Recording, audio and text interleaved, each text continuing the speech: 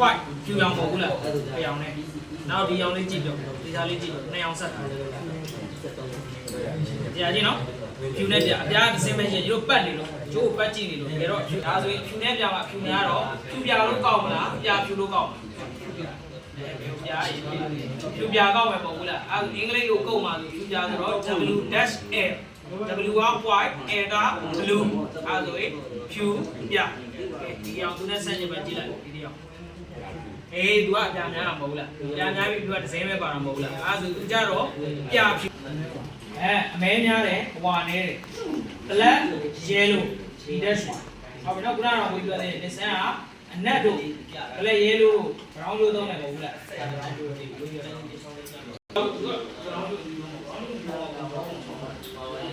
ဒါဒီ